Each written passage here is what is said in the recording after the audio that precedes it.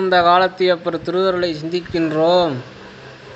வருந்தி அழைத்தாலும் வாராத வாரா, பொருந்துவன போமின் என்றால் போகா, இருந்தேங்கி நெஞ்சம் புண்ணாக நெடுந்தூரம் தாம் நினைந்து துஞ்சுவதே மாந்தர் தொழில்.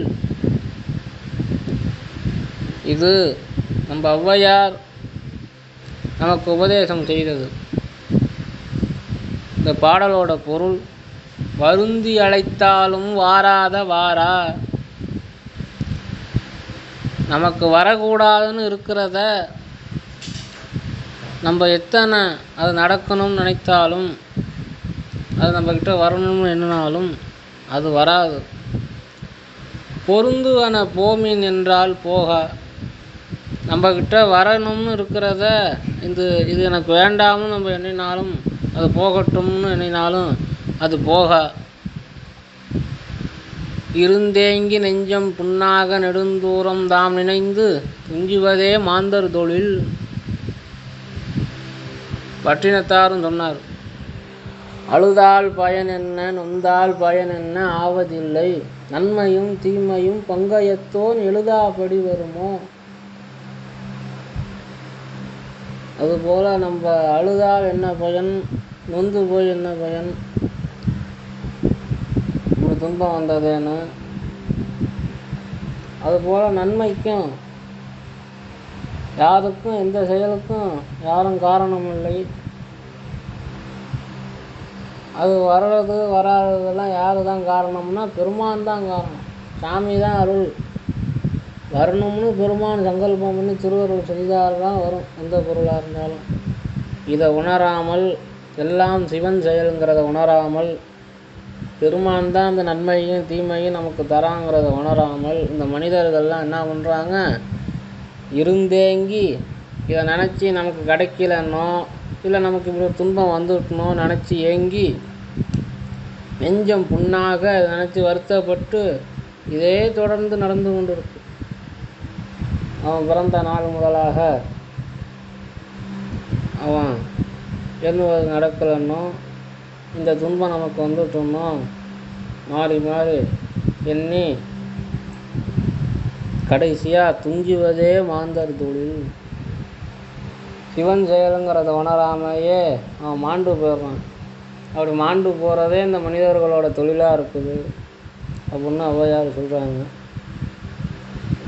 இன்னொரு பாட்டில் சொல்கிறாங்க, ஈட்டும் பொருள் முயற்சி எண்ணிறந்த ஆயினும் ஊழ் கூட்டும்படி அன்றி கூடாவாம், தேட்டம் மரியாதை காணும் மகிதலத்தீர் கேண்மின் தெரியாது காணும் தனம்.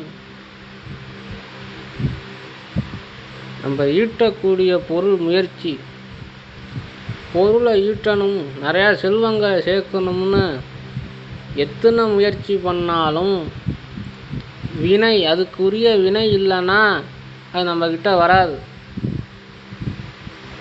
அதனால் சம்பாதிக்க வேண்டியது செல்வத்தை அல்ல, தேட்டம் மரியாதை காணும் மகிதலத்தீர். பெரியவர்களால், பெருமானோட அடியார்களால் மதிக்கும் பொருளாக நாம் இருக்க வேண்டும். அதான் மரியாதை காணும் மகிதலத்தீர். நல்லவர்களால், கற்றவர்களால் மதிக்கப்படக்கூடிய பொருளாக நாம் இருக்க வேண்டும். அதுதான் வாழ்க்கையோட பொருளை ஒழிய தெரியாது காணும் தனம். எவ்வளோ பொருள், எவ்வளோ சிரமப்பட்டு செல்வத்தை சேர்த்தாலும் அந்த தனமெல்லாம் தெரியாது, நிலைக்காது, காசு நிலைக்காது. இது போன்ற பெரியோர்களோட அன்பும் மதிப்பும் தான் நிலைக்கும் அப்படின்னு சொல்கிறாங்க. அதுபோல் இன்னொரு பாட்டில், பாடுபட்டு தேடி பணத்தை புதைத்து வைத்து கேடுகட்ட மானிடரை கேளுங்கள், கூடு விட்டுங்கு ஆவிதான் போயின பின் யாரே அனுபவிப்பார் பாவிகால் அந்த பணம். இதான் செல்வத்துக்காக, செல்வத்தை தேடுறதுக்காக பலவாறாக முயற்சி செய்து செல்வத்தை தேடுறார்கள். அதான் பாடுபட்டு தேடி பணத்தை சேர்க்கறதுக்காக சேர்க்கறதுக்காக படாத பாடுபட்டு பணத்தை எடுத்து புதைத்து வைத்துன்னா அதை பத்திரமான இடத்துல வைக்கிறாங்க. அதுபோல் அதை பீரோலையோ இல்லை அக்கௌண்ட்லாம் போடுறாங்கல்ல, அதான் சொல்கிறாங்க. புதைத்து வைத்து கேடு கெட்ட மானிடரே கேளுங்கள், கூடு விட்டு இங்கு ஆவிதான் போயின பின் யாரே அனுபவிப்பார் பாவிகார் அந்த பணம். ஒரு நாள் மாண்டு போய்விடுவாயானால் அப்படியே வச்சிருந்த அதுக்கு தானத்துக்கும் தர்மத்துக்கும் சிவபுண்ணியங்களுக்கும் அந்த செல்வங்கள் அவன் செலவு செய்யணும். அப்படி செய்யாமல் அவன் போயிட்டான்னா அவன் மாண்டு போனதுக்கப்புறம், அவனோட ஆவி போனதுக்கப்புறம் அந்த பணத்தெல்லாம் யார் அனுபவிப்பா அப்படின்னு கேட்குறாங்க. உபதேசம் செய்கிறாங்க. ஆறிடும் மேடும் மடுவும் போலாம் செல்வம், மாறிடும் ஏறிடும் மாநிலத்தீர், சோறிடும் நீரும் வாரும் தர்மமே சார்பாக உன்னீர்மை வீரும் உயர்ந்து. இந்த செல்வங்கிறது ஆறில் வெள்ளம் வந்தது, ஆனால் பள்ளமாக இருந்தது மேடாயிடும். அதுபோல் கொஞ்ச நாள் கழித்து பார்த்தா மேடாக இருந்தது பள்ளமாகிடும்.